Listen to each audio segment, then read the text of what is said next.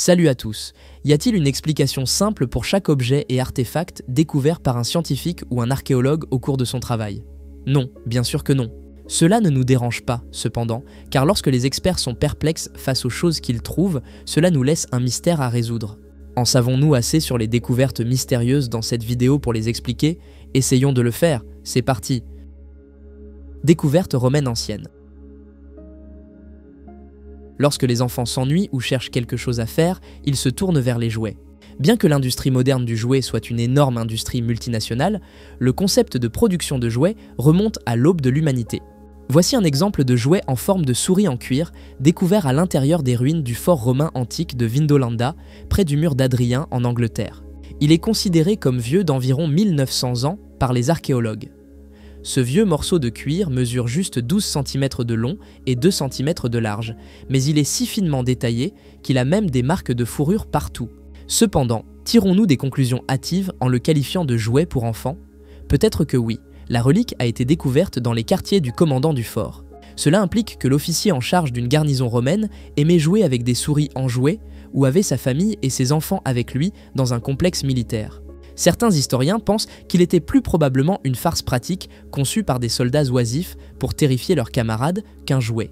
Les troupes romaines seraient-elles vraiment terrifiées par des souris après toutes les batailles sanglantes et viscérales qu'elles avaient vues? Énigme du pot en forme de cygne. Les archéologues ont l'habitude de trouver des pots et des vases en forme d'animaux à l'intérieur des tombes chinoises anciennes. Mais ce pot en forme de cygne est venu avec une énigme que les experts n'ont pas encore réussi à élucider. Le pot précédemment non perturbé contient un liquide vieux de 2000 ans et nous n'avons actuellement aucune idée de ce que le fluide est. La découverte est arrivée presque par accident.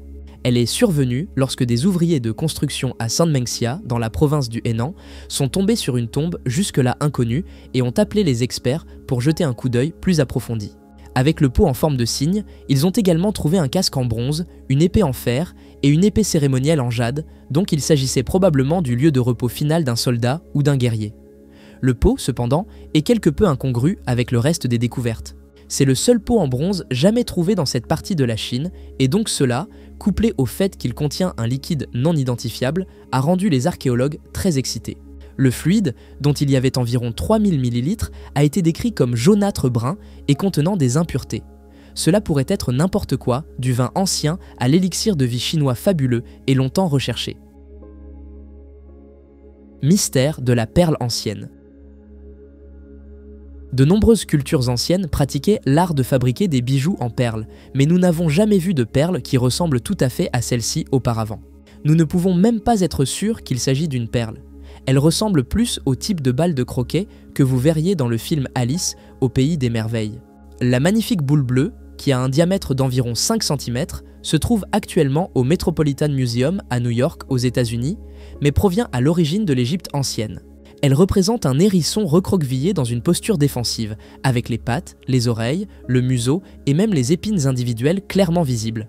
Une fissure le long de l'équateur de la boule suggère qu'elle a été créée en deux moitiés, puis assemblée à l'aide de chaleur.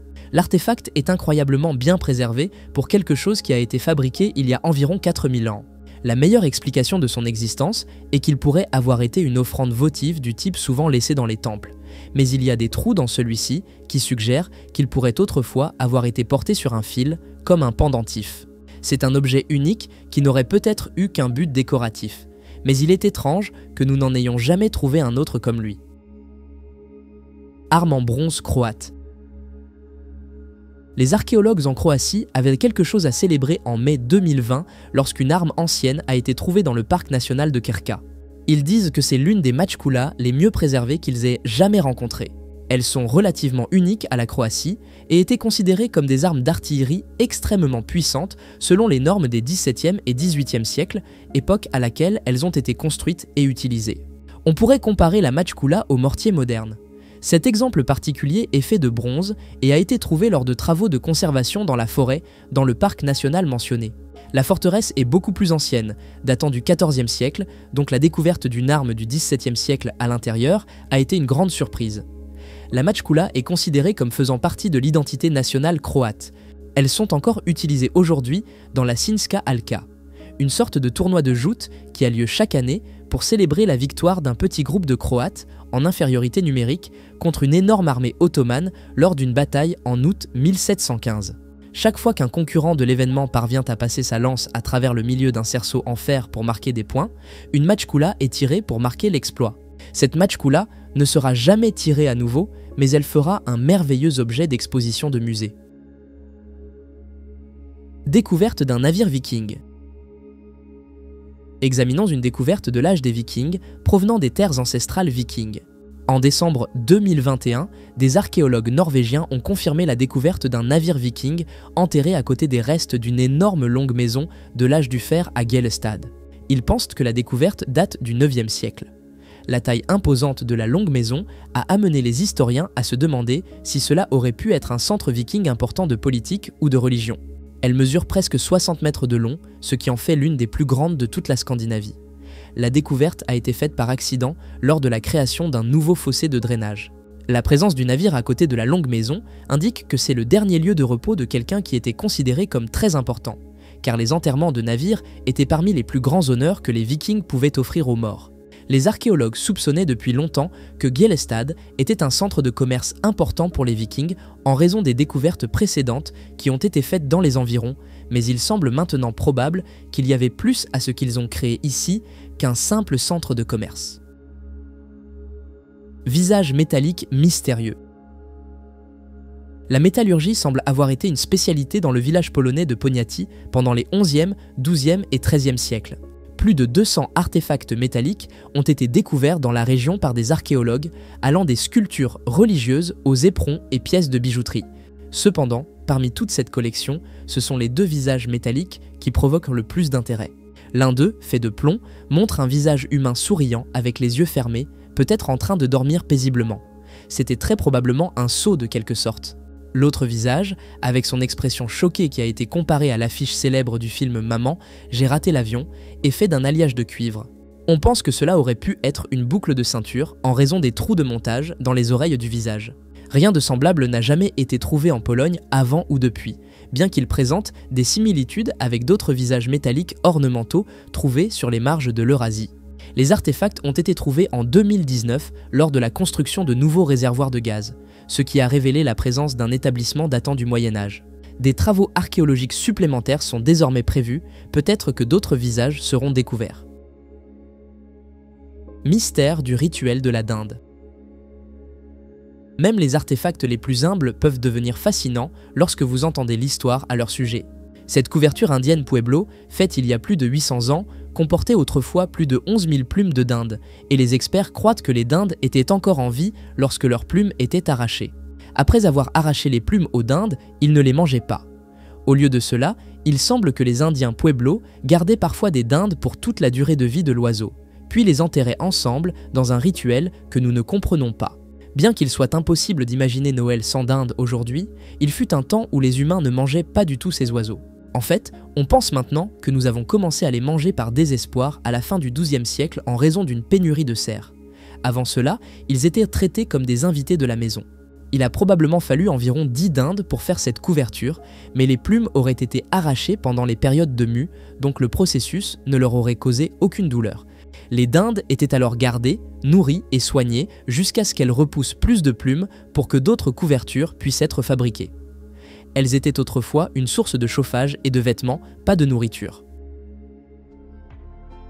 Sculpture de 4000 ans. Dans les montagnes Zagros en Iran, une découverte extraordinaire fascine les archéologues et les historiens du monde entier. Il s'agit d'un complexe souterrain qui abrite des sculptures énigmatiques de créatures anthropomorphes. Minutieusement sculptées dans la roche solide, ces figures monumentales, dont certaines mesurent plus de 3 mètres de haut, présentent des détails complexes, suggérant une civilisation avancée et depuis longtemps disparue. Leurs traits, à la fois humains et extraterrestres, sont ornés de décorations qui semblent raconter des histoires de mythes et de dieux ancestraux, témoins d'un passé oublié. L'équipe d'exploration a découvert le site après des années de recherche basées sur d'anciennes légendes locales parlant de gardiens de pierre protégeant des secrets souterrains.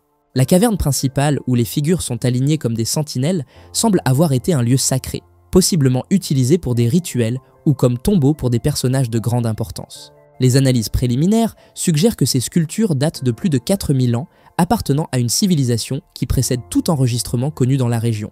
Chaque figure possède des caractéristiques uniques, suggérant qu'elle pourrait représenter différentes entités ou divinités d'un panthéon ancien et perdu. Alors que les chercheurs approfondissent l'étude de ce trésor archéologique, de nombreuses questions restent sans réponse. Qui étaient ces artistes habiles qui ont sculpté ces figures magnifiques? Quels rituels ont été effectués sous la vigilance de ces gardiens de pierre? Et le plus intriguant de tout, quels autres secrets restent encore enfouis dans les profondeurs des montagnes Zagros? Cette découverte enrichit non seulement notre compréhension des civilisations anciennes de la région, mais elle stimule également l'imagination et la curiosité sur la complexité et la richesse culturelle de nos ancêtres. Maintenant, répondez à cette question dans les commentaires. Pour vous, ces sculptures ont-elles été faites par des humains ou des extraterrestres? Inscription sur un vase ancien. Écrire des phrases génériques sur des objets domestiques dans l'espoir qu'ils rendent l'objet ou la maison dans laquelle ils se trouvent plus intéressant est une irritation de l'époque moderne, mais ce n'est pas une habitude moderne. Si la phrase souvent répétée « viveriez aimé » vous agace, épargnez une pensée pour celui qui a pensé que fabriquer ce vase était une bonne idée au IVe siècle.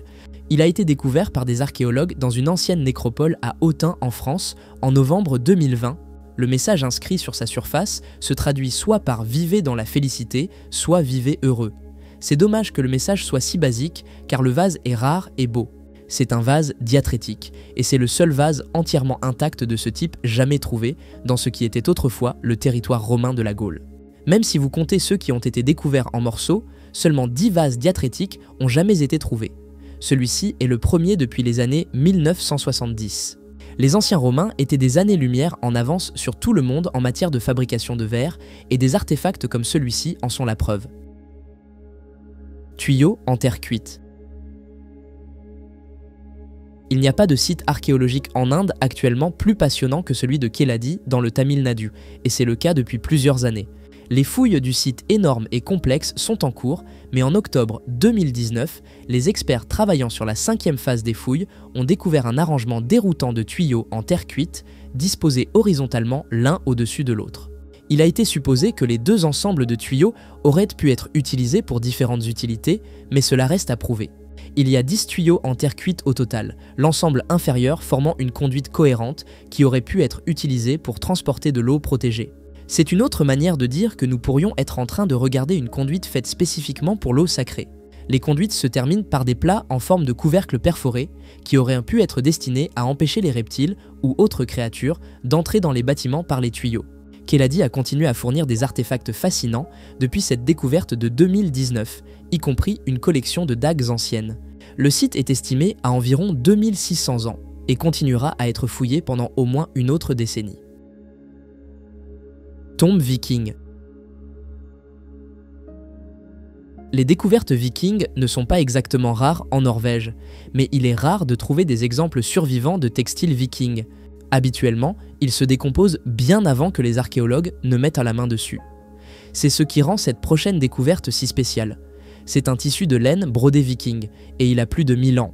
La précieuse trouvaille a été découverte à l'intérieur de la tombe inhabituelle d'une femme à Esne, en Norvège, lors d'un projet de fouilles archéologiques à mi-2020. On pense qu'elle a été mise en terre au milieu du 9e siècle. Les seuls autres textiles vikings survivants connus proviennent des tombes d'individus riches au Danemark, donc ceci est une première en Norvège. Qui que fût cette femme, elle a également été enterrée avec une broche à 3 lobes ressemblant à une tortue et plusieurs centaines de perles.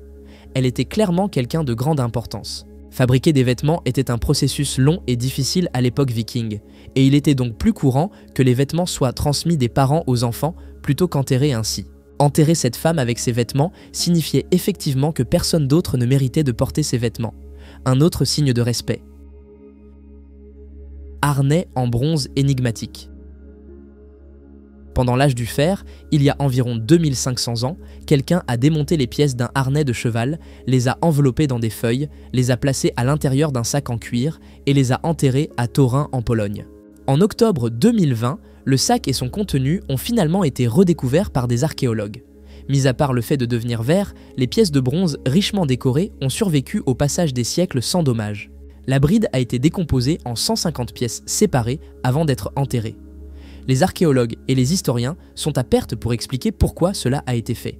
Si l'intention était de revenir chercher la bride, pourquoi la décomposer alors qu'elle aurait pu être enterrée entière? Même s'il n'y avait jamais eu l'intention de revenir la chercher, la décomposer et l'envelopper dans des feuilles devait sûrement être une tentative délibérée de la préserver et de la protéger. Nous ne connaîtrons jamais les réponses à ces questions. Le harnais est d'un type connu pour avoir été utilisé par les Scythes nomades qui n'enterraient des choses que s'ils faisaient un tombeau. Une explication possible est que les matières premières du harnais avaient des métaux sans valeur qui pourraient être fondus et utilisés pour autre chose. Mais cela n'explique toujours pas pourquoi ils ont été enterrés puis laissés derrière. Broche scandinave pour femmes. Pendant les 6e, 7e et 8e siècles, le summum de la mode pour les femmes en Scandinavie était de porter une broche disque sur arc. Ces belles pièces de bijouterie étaient minutieusement dorées et présentaient des pierres précieuses de grenat rouge sélectionnées à la main provenant de lieux lointains comme l'Inde et le Sri Lanka. Nous savons que les broches étaient exclusivement portées par les femmes car elles n'ont été trouvées que dans les tombes de femmes. Il pourrait y avoir eu plus de raisons de porter ces accessoires que simplement vouloir paraître bien, cependant. Il y a des signes que certaines d'entre elles étaient portées en continu pendant plus d'un siècle, suggérant qu'elles étaient transmises de génération en génération d'une femme à l'autre.